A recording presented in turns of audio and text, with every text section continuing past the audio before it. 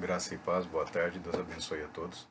Estamos falando sobre a palavra de Deus, sobre a necessidade de estabelecermos um viver que corresponda à nossa fé, né? Que a nossa fé influencie as nossas ações e que as nossas ações sejam reflexos da nossa fé. Criarmos, na verdade, o que se imagina, o que se pensa ser uma harmonia entre os atos externos e os pensamentos, as volições, as emoções, os sentimentos internos. Estabelecermos uma harmonia entre o eu que penso, que reflito, que sinto, que me envolvo com as verdades e o eu que se expressa através das minhas ações e do meu viver. Uma proposta de uma jornada de espiritualidade na vida cristã, espiritualidade cristã como expressão da religiosidade cristã. Nunca foi imaginado que seria uma proposta fácil ou que apresentaríamos ferramentas simples, né, como que receitas para se fazer aí um bom bolo ou um bom churrasco ou qualquer uma dessas outras receitas que tem povoado aí a nossa cultura, as informações que chegam à nossa mente, incluindo algumas receitas de fé. A vida se expressa no intenso desejo de satisfazer alguém. E na fé cristã, esse alguém é Deus. Esse alguém é Cristo Jesus. Renunciamos ao natural desejo de autossatisfação para que a nossa vida agrade a Deus, que o nosso viver, como reflexo do amor recebido de Deus pela fé em Cristo Jesus, expresse esse desejo de viver plenamente, expressando, realizando a vontade de Deus. Uma vida de obediência, para resumir as palavras. O fato é que há consequências. Os nossos atos têm consequências. As nossas omissões têm consequências. E o estado de consciência do cristão, ele não é um estado de consciência adormecido. Resgatados do mundo, do pecado, das trevas, do poder do diabo, na verdade, nós temos a nossa consciência libertada, a consciência humana adormecida, escravizada pelo pecado, o estado de consciência humana que se autoimagina como incapaz de conhecer a Deus, ou de agradar a Deus, ou de obedecer a Deus, aquele estado de consciência humana que só compreende as limitações, as deficiências, as dificuldades, esse estado de consciência ele é rompido.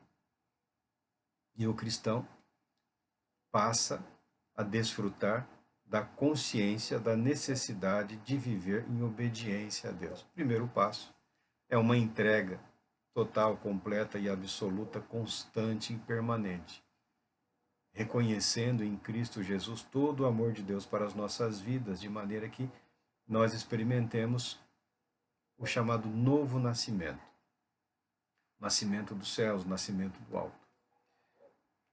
É interessante que alguns cristãos imaginam que esse estado de consciência significa indiferença em relação à lei de Deus, à vontade de Deus, aos decretos de Deus, ao propósito de Deus, ao plano de Deus, aos limites estabelecidos pelo Senhor Deus para as nossas vidas, para a sociedade, para o mundo, enquanto criação que deve existir em submissão ao seu Criador. Não. Esse estado de consciência livre do poder do pecado é o estado de consciência despertado para a realidade de que haveremos de prestar contas. O cristão gosta de acreditar que não precisará prestar contas a ninguém, porque ele está salvo, ele é salvo, como se salvação fosse uma espécie de imunidade. Né? Como se fosse uma espécie de embaixador, mas no péssimo sentido da palavra, né? Os embaixadores, representantes de governos, de países em outras nações, eles têm uma série de garantias, né? Eles têm uma série de garantias, eles não podem ser presos, né? Eles não podem ser constrangidos, eles têm uma série de garantias. Nós também temos uma série de garantias, mas nós não temos imunidade contra erros, contra falhas, contra abusos. Se nós não seremos julgados no sentido de juízo final, quando Deus julga toda a humanidade, nós seremos julgados pelo nosso Senhor e Cristo, pelo nosso Senhor e Salvador Jesus Cristo. Por que não seremos julgados? A nossa vida é dele, a nossa vida foi entregue a ele, ele nos resgatou, ele nos comprou com sua própria vida. Nós somos dele. Nós vivemos e existimos por ele. O Paulo diz, é Cristo que vive em mim, ou seja, a minha vida, o meu viver, é Cristo Jesus. Tudo que eu sou, tudo que eu tenho, todos os meus atos são decorrentes da minha fé em Jesus Cristo. Então, nós seremos, de alguma forma assim, confrontados em relação àquilo que fazemos ou deixamos de fazer a partir do momento que o estado de consciência cristã, religiosa, ele é um estado de consciência abrangente. Ele é um estado de consciência em que as responsabilidades daquele que crê são plenas, são absolutas. Nós não podemos alegar ignorância, né? Aliás, nenhuma legislatura do mundo permite ao seu cidadão alegar ignorância da lei, porque a lei segue um princípio natural, um princípio moral humano. Ninguém pode alegar ignorância da lei, o princípio, fundamento de certo e errado. E o cristão não pode, não tem o direito de abusar de nada disso. Mas para evitar constrangimentos desnecessários com vistas à eternidade, porque muita gente, muita não, né? Algumas pessoas já se acham assim, não, eu estou na fé, eu estou em Cristo, e é como se já estivesse desfrutando da eternidade. Nós cremos que muitos poderes, bênçãos e prazeres da eternidade, do mundo vindouro, podem e se manifestarão nas nossas vidas, na nossa experiência de fé. Mas nós somos chamados a uma responsabilidade. Então, há uma série de princípios, há uma série de conceitos, há uma série de valores, há uma série de advertências e de estímulos que nós devemos ter em mente, né? O primeiro é ter firme a consciência de que a salvação desse estado de perdição é obtida através da fé em Cristo Jesus. É aceitarmos a realidade, a verdade do amor de Deus. Eu sei que algumas pessoas abusam do conceito e da ideia de que Deus é amor, Deus é amor. O catolicismo tentou preservar o conceito de amor de Deus usando outra palavra para amor, né? Usando caridade. Mas não se encaixa muito bem. É sinônimo, é a mesma coisa. Mas existe o amor de Deus, ele se expressa de uma maneira única, de um ato com repercussão eterna. Deus não precisa repetir o seu ato de amar, porque é um amar perfeito. Deus é perfeito em seu ser, em seus atos, em seus propósitos, em seus meios. Deus é perfeito, santo e justo. Então, o amor de Deus, ele é perfeito.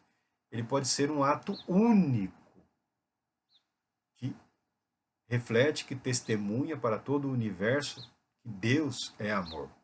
Aí nós temos os textos da palavra de Deus que podem e devem habitar na nossa mente, na nossa vida, na nossa consciência, para nos ajudar a estabelecermos, né, os limites do nosso agir. João 3,16, porque Deus amou o mundo de tal maneira que deu seu Filho unigênito para que todo que nele crê não pereça, mas tenha a vida eterna.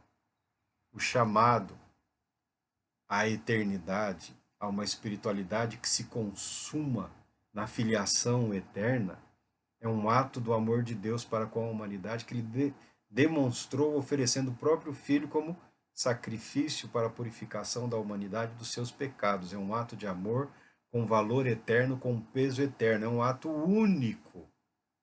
É um ato único, um sacrifício que não se repete, porque ele é perfeito. O fato de Cristo Jesus ter vindo ao mundo como homem, ter experimentado a vida, as dificuldades da vida, ter experimentado a morte injusta, ressuscitado e subido ao céu, sido elevado aos céus, onde está a destra do Pai, ter nos enviado o seu Espírito como penhor, como garantia da nossa herança na vida eterna, é o que demonstra para a humanidade o amor de Deus. É um testemunho único, eterno, perfeito e eficaz. Deus não precisa provar que nos ama. Quando nós compreendemos o amor de Deus conforme enunciado na palavra de Deus, não há motivo para uma fé infantil. Ah, Deus não me ama porque eu estou passando por isso. Ah, Deus não me ama porque eu perdi aquilo. Ah, Deus não me ama porque eu fui impedido de participar de tal coisa. Não. O amor de Deus está expresso na pessoa bendita de Cristo Jesus, um ato único com peso eterno, que não se repete, que não precisa se repetir nem se explicar. Então Deus não precisa justificar quem Ele é e o que é amor. Porque o testemunho vivo e eterno de Cristo Jesus é a garantia de que Deus é amor. Então nós temos sempre confrontados a palavra de Deus, os pensamentos elevados de Deus, os decretos, os propósitos de Deus, com a nossa maneira de pensar o amor, o amar, o importar-se com o outro. Há uma diferença, e uma diferença muito grande. E nós só alcançamos essa verdade pela fé, entregando as nossas vidas conscientemente a Deus, porque sabemos que Ele nos ama. João continua lá em 3,36. Por isso, quem crê no Filho tem a vida eterna. O que, todavia, se mantém rebelde contra o Filho não verá a vida, mas sobre ele permanece a vida de Deus. É fácil lermos esse texto.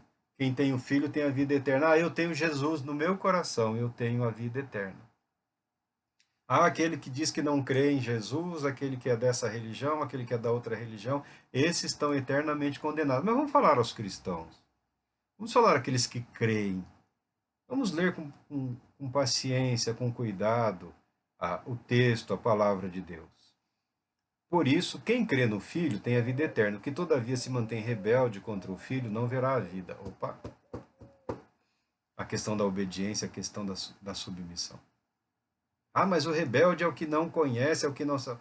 O rebelde, o rebelar-se envolve consciência. O rebelar-se envolve conhecimento da vontade, da verdade. O rebelar-se envolve oposição consciente, ativa, deliberada a algo ou a alguém. Então, deve existir em nossas vidas essa comunhão, essa harmonia. O objetivo da espiritualidade, da religiosidade, é promover uma harmonização entre aquilo que acreditamos e aquilo que vivemos, de maneira a que nós não caiamos na condenação que está muito clara, muito bem evidenciada na palavra de Deus. Isso porque estamos falando só do Evangelho de João, né? O discípulo do amor, o discípulo amado, que Deus é amor, é aqui.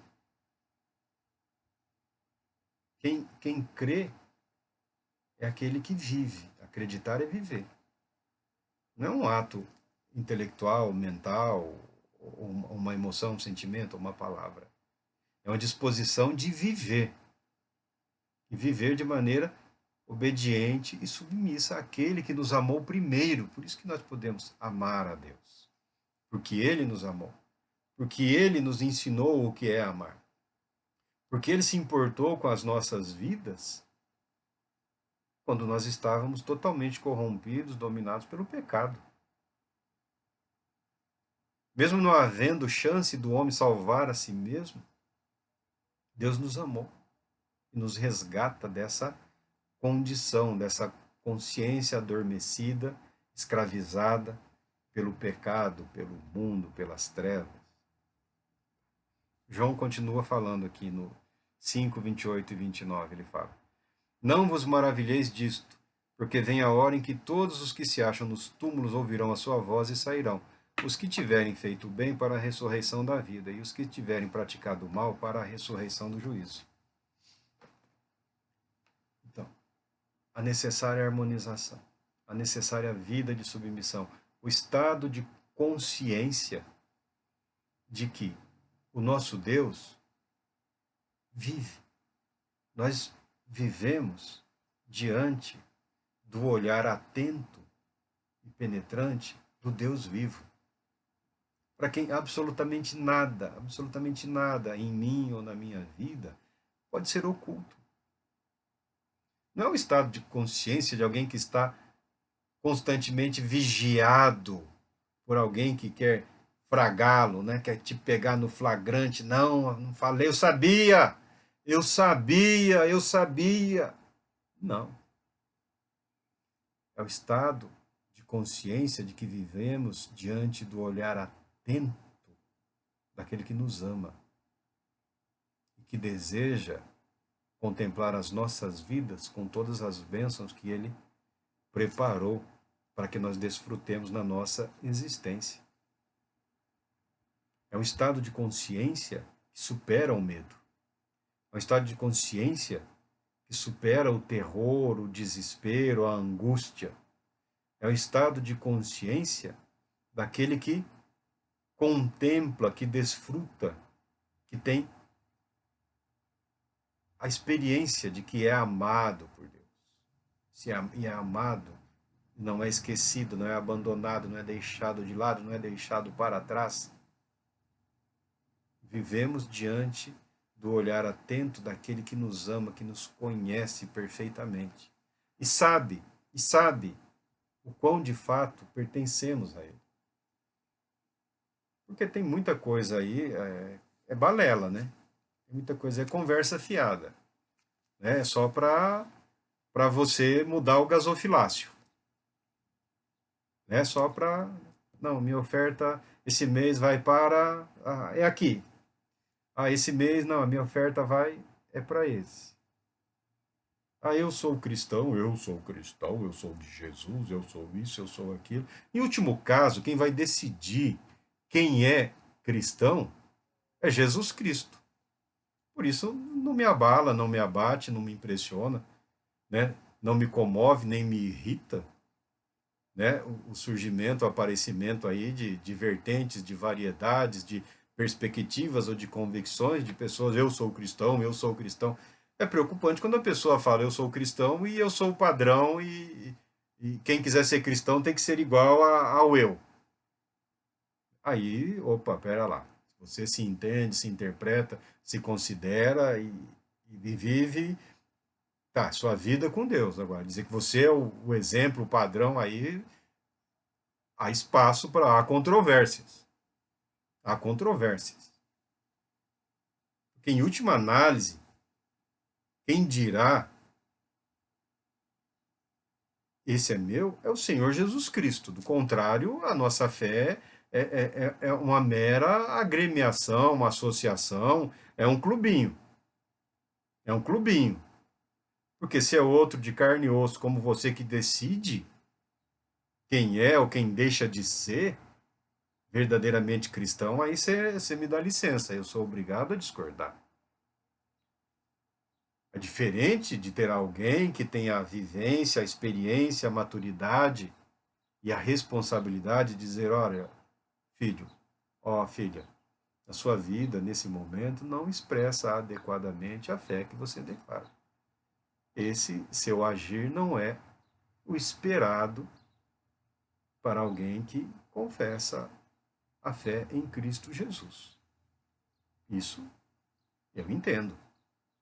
Alguém que está caminhando com o Senhor há muito e mais tempo, que talvez nem precise falar. Muito provavelmente a sua vida já expressa, de Falaram esses tempos aí de um aniversário de casamento, quase 70 anos, né?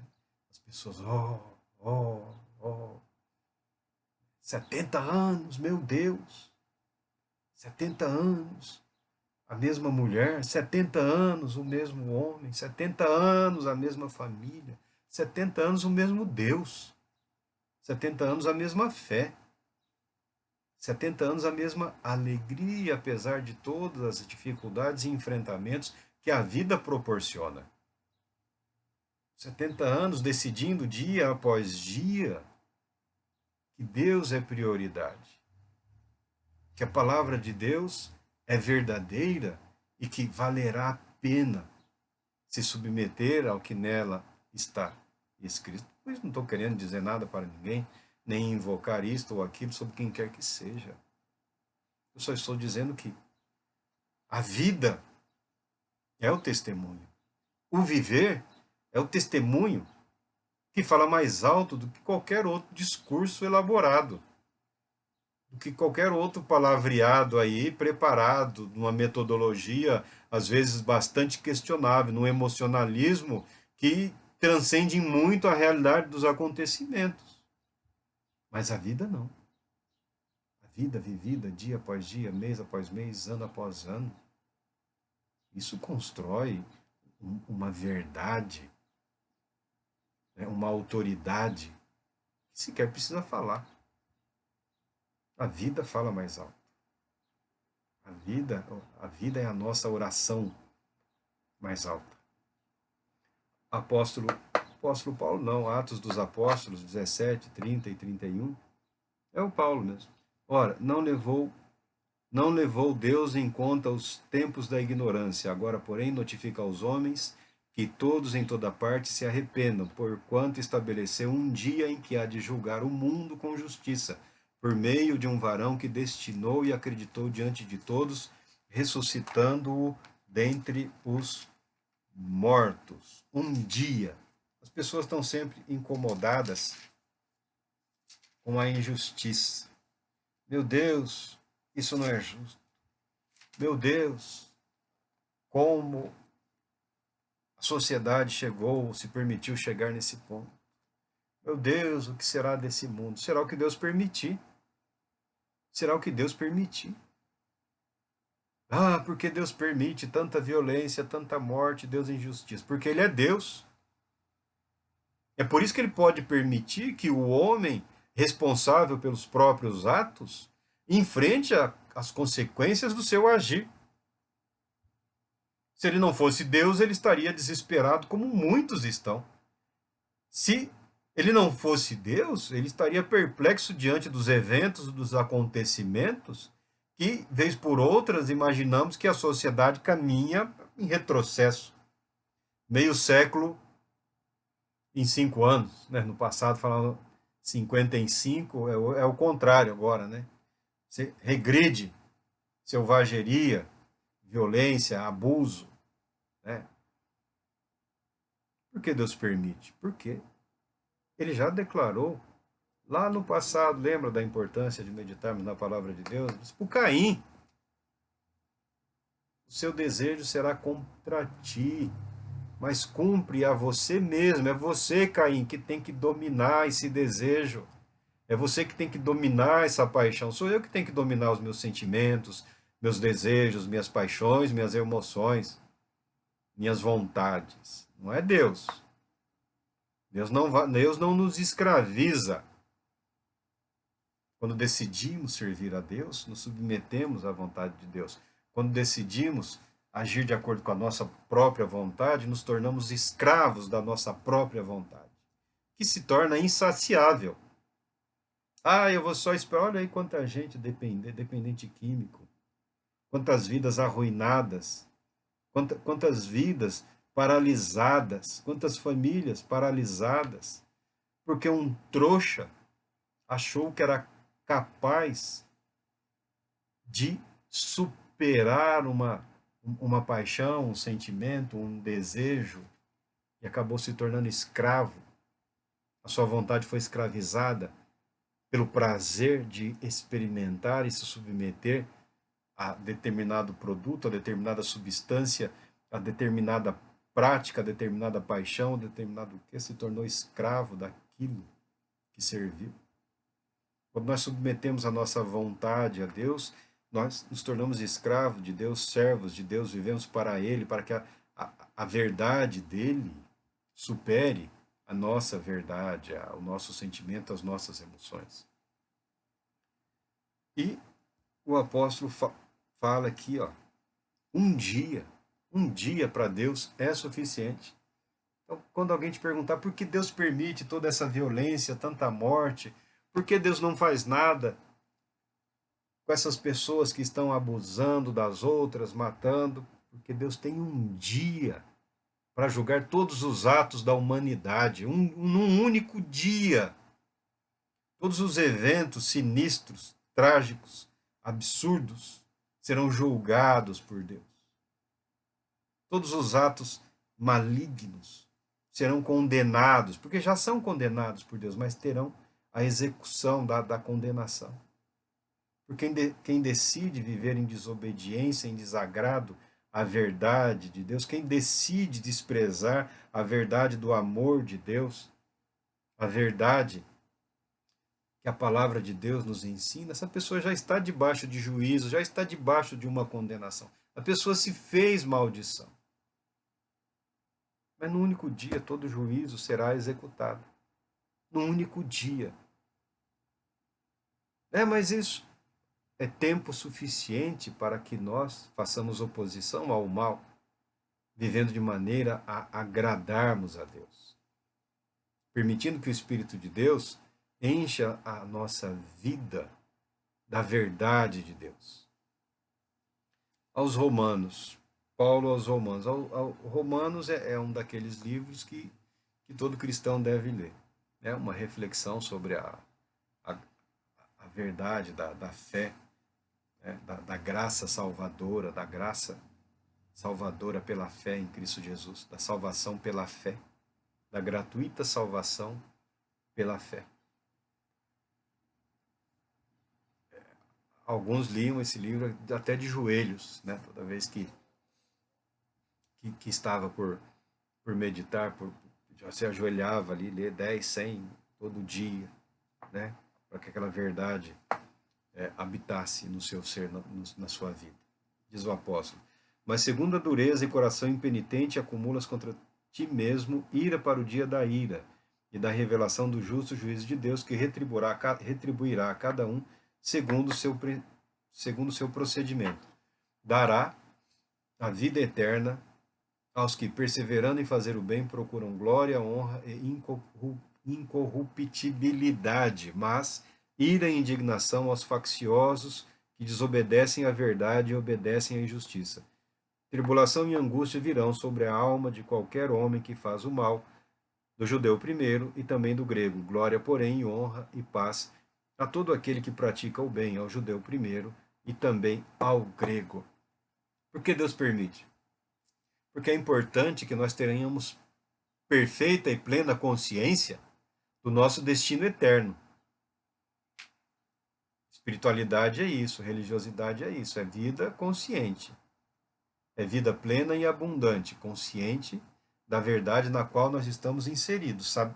Conhecedores da verdade de que o rebelde não teme a Deus, não vive em obediência a Deus, não vive em submissão, vive debaixo da condenação eterna, não interessa.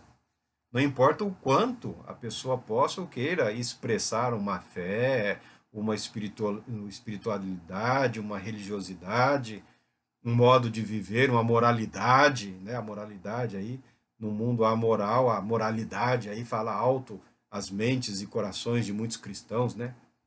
Porque isso não pode, a ética, né? A ética cristã, viver cristã, não pode para mim, então eu não vou viver. Eu sei que esse comportamento, esse procedimento resultará em juízo, em condenação, eu afasto da minha vida, eu me afasto desse comportamento. Mas pichar na vida do outro, muito fácil, muito conveniente, né? Apresentar-se como juiz, né? Aquele que será julgado julgue-se a si mesmo, não o outro. Paulo deixa bem claro essa necessidade. É imperioso que nós tenhamos a consciência de para onde estamos realmente indo. Nós temos a consciência. Não adianta a pessoa dizer que não, não, Deus não é assim. Deus é bom. Deus é amor. Eu sei que Deus é amor. A palavra de Deus ensina que Deus é amor. Mas não é Deus quem está sendo julgado. Não é Deus quem está sendo avaliado. Não é Deus quem está sendo submetido a um processo de transformação. Não é Deus que está sendo preparado para a realidade da vida eterna. Somos nós.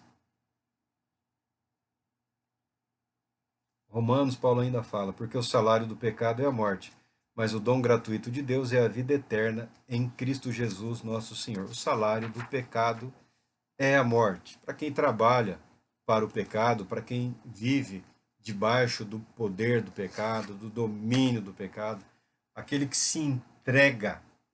Você imagina dois campos. O trabalhador, o diarista, está precisando de trabalho, de emprego. Tem dois campos. Um campo da perdição e o campo da salvação. Qual está mais fácil? O da perdição é logo aqui. Esse da salvação é uma caminhada. Não, eu vou aqui mesmo. E ao final do dia, ao final do trabalho, ele tem a recompensa dele. E a palavra de Deus fala, o salário do pecado, daquele que trabalhou no campo da perdição, é a morte. O salário do pecado é a morte. Mas e o campo, a seara da salvação? O dom gratuito de Deus é a vida eterna. Aqui. É seu. É muito mais, é infinitamente mais do que aquilo que você pode ou é capaz ou conseguirá apresentar para Deus. A recompensa de Deus é infinitamente superior àquilo que nós somos capazes de oferecer para Ele. Afinal de contas, nós somos criação dEle. Nós somos criação dEle. Ou ainda tem alguém que acha que nós somos geração espontânea, saiu aí da rocha, saiu da pedra, foi ganhando forma, ganhando vida, ganhando consciência. Que pensamento é esse? Que ideia é essa? Que cientista? Que cientista? Que cientista? Não, o ser humano é uma evolução. Ainda que fosse, não temos medo de teoria. Teoria criacionista, teoria de filosofia evolucionista é uma teoria. O evolucionismo é só uma teoria, é uma hipótese. O padre lá, que muita gente não sabe, que o Darwin era padre, né? Há uma brincadeira de que há controvérsias, né, da igreja anglicana, né? Alguém não, ele era luterano, não, era da igreja anglicana. Ele nunca teve uma igreja para pastorear, mas ele era do sacerdócio, né? Nas especulações dele, que ele nem estava propondo uma teoria anti-Deus, ele estava tentando compreender, né, de uma maneira ordenada o ato criativo. Como poderia ter ocorrido? Ele nunca teve condições de apresentar uma convicção, era só uma hipótese. E aí aqueles que estavam cansados, né, primeiro se cansaram do domínio da igreja continental, da igreja romana, depois estavam cansados, né, do domínio da igreja anglicana. Nós queremos viver sem fé, sem Deus, sem tranquilos, o humanismo, né? Não, esse negócio de deixa Deus para lá, a religião para lá, né? E conseguiram.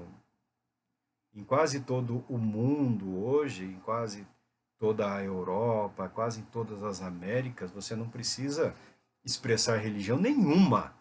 Nenhuma. É uma questão de conveniência, mas você não precisa. Não, não tem religião, não. Você é um cidadão, você é respeitado tanto quanto, pelo menos esperando, tanto quanto aquele que confessa uma fé religiosa. Pelo menos essa é a ideia de sociedade que as pessoas estão construindo, permitindo que aquele que crê e aquele que não crê possam viver em paz, cada um segundo as suas convicções. Mas nunca foi ideia do sujeito que apresentou essa hipótese aí desacreditar a, a verdade da Bíblia, da palavra de Deus. Ele não é nem assim tão apegado às verdades religiosas, né? Mas aconteceu. Mas aconteceu. Mas nós não podemos permitir. Nós não podemos permitir o ato do auto-engano. Não adianta tentar transformar a Bíblia, a palavra de Deus, em algo que ela não é. Ou seja, desculpa, pretexto para o fracasso e para a derrota.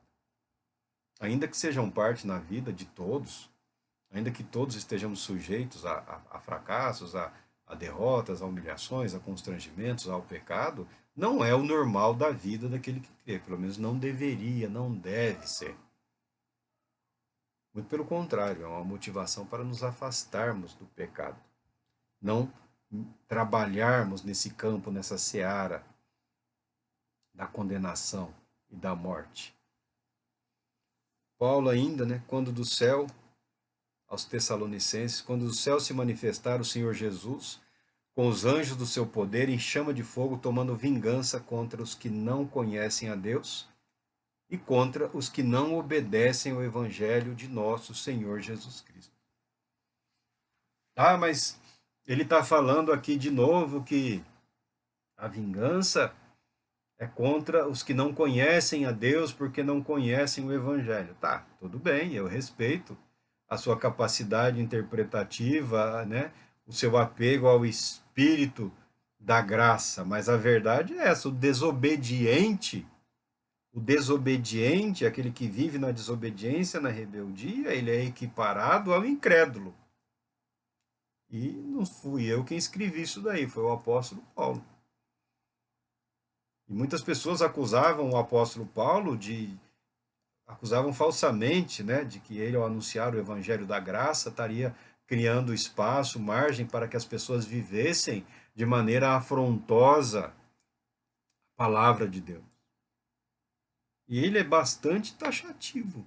Quando Jesus se manifestar na sua glória, no seu poder, ele vai trazer a retribuição, a chamada vingança ou justiça, tomando vingança, fazendo justiça contra os que não conhecem a Deus e contra os que não obedecem o evangelho de nosso Senhor. Aí o cristão tem a tendência a falar, não, mas não é para nós. Como não é? Como não é?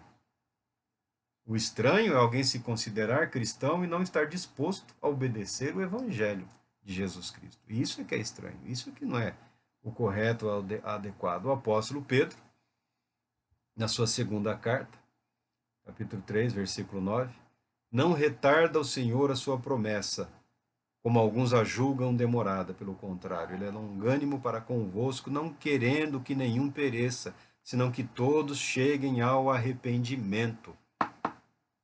Quando confrontado por aqueles ansiosos, mas Pedro, você que viveu com o nosso Senhor, e aí, quando ele volta, porque nós queremos ver o reino, nós queremos ver a glória de Deus, nós queremos ver a manifestação do poder de Deus, nós queremos ver esse mundo mudado, transformado, novos céus e nova terra. Tem aquele povo que é sempre empolgado, né? Pedro fala que ó, o Senhor não está demorando, ele não está retardando o seu retorno. A sua concepção, a nossa concepção de demora é equivocada. Você está falando, você está agindo como se Deus, como se Jesus Cristo não tivesse interesse em cumprir a sua promessa. E não é nada disso. Nisso que você vê demora, nisso que você interpreta como indiferença ou ausência, é compaixão, é misericórdia, é longanimidade, é dar tempo ao tempo, esperando o quê? Que todos se arrependam, que todos cheguem à plenitude do arrependimento. Ah, mas eu já me arrependi. Eu sei, Deus sabe, Deus sabe, Deus sabe o quanto nós nos arrependemos de todos os erros que cometemos. Deus tem pleno conhecimento da nossa alegria na fé, na nossa alegria no amor dele em Cristo Jesus. Nada disso passa oculto aos olhos de Deus. Então, é importante estabelecermos como propósito da nossa vida, da nossa jornada, da nossa caminhada, a consciência de que a prestação de contas é fundamental. E que nós não podemos cair no ridículo de nos acharmos e nos considerarmos cristãos à nossa própria maneira e não de acordo com o que a palavra de Deus ensina. Não é adequado e não é suficiente que nós nos consideremos cristãos pela força do nosso caráter, pela força da nossa intelectualidade, pela força da nossa mente, pelas convicções morais, espirituais, religiosas que conduzem, que marcam a nossa vida. A nossa consciência de sermos cristãos deve ser pelo novo nascimento, pela manifestação viva do amor de Deus em Cristo Jesus para nós pecadores, que nos resgatou do poder do pecado e das trevas. Fazer a vontade de Deus, viver a vida com Deus, viver em comunhão com Deus, é experimentar a plenitude do amor de Deus em Cristo Jesus. Deus te abençoe, querendo Ele, retornaremos em breve. Boa tarde.